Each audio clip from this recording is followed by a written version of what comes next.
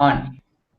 Hello, my name is Soroya Julian, and I am a young professional of the eSAC project. The eSAC project it stands for Public eHealth Innovation and Equity Project in Latin America and the Caribbean.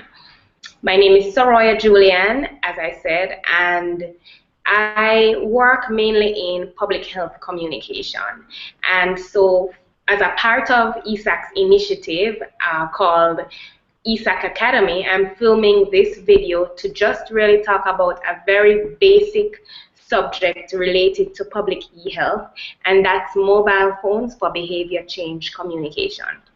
As I said, this is very basic and introductory, so feel free to check out esacproject.net for further resources on the topic. And now I will be sharing my presentation with you. Okay, so first of all, I'd like to just look at what is behavior change communication. Behavior change communication is defined as an interactive, research-based process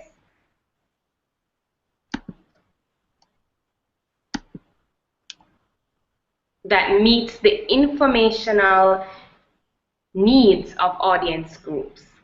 It reduces barriers to adopting beneficial behaviors, and it motivates people to reduce risks, seek appropriate products and services, and act as advocates to others. So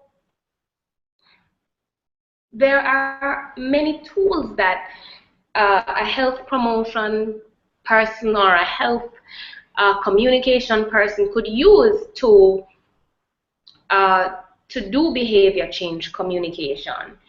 But as I said, we are looking at public e-health, so we want to look at an information and communication tool for behavior change communication. And one of the things that have become more popular recently is called MBCC, or eHealth, Mobile Health Behavior Change Communication.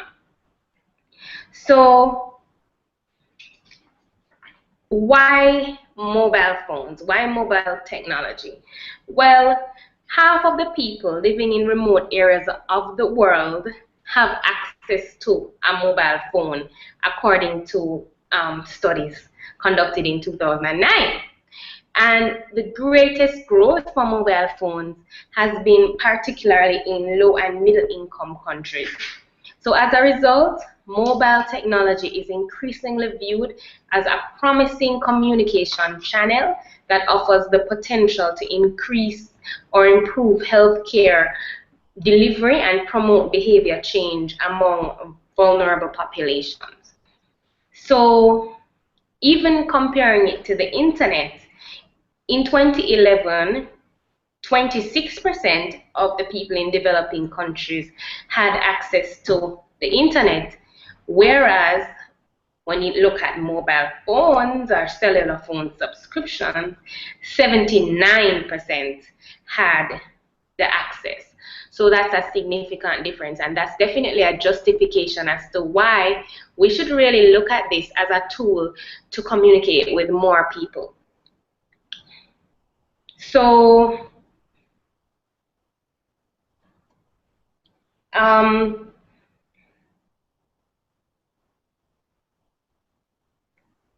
SMS, text messaging, standard messaging service is even more widely used in terms of what are people doing on the phone? Texting, it seems, mainly. And there are a lot of advantages to using that form of communication as opposed to calling or calling directly the persons. Text messages can be sent in bulk. I can sit in my office or my organization and send a text message that can be sent to thousands of people, thousands of subscribers. So that's very potent, and it can be sent immediately and assures some measure of confidentiality, since there more often than not it's a person's personal phone. And also, you know that when the message is sent, you know that it's sent, you know, because the phone tells you that it's sent. Unlike other forms of sending messages using other communication mediums like posters, flyers, etc., you don't always know if the person saw it. But with this kind of technology, you know how many people would have received that message. And then furthermore, it's relatively inexpensive. So there are so many benefits of not just using the mobile phone, but by extension using SMS or text messaging. And I just want to go back to the definition of mobile behavior change communication. And it's defined as the use of mobile phones to promote behavior change. This definition encompasses health and clinical behaviors for clients and health providers.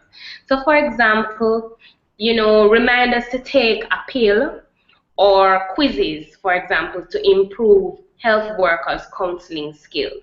So those are the types of things that, you know, it could be for the persons that are seeking behavior change in terms of persons that are in the general population or clients of a hospital or etc.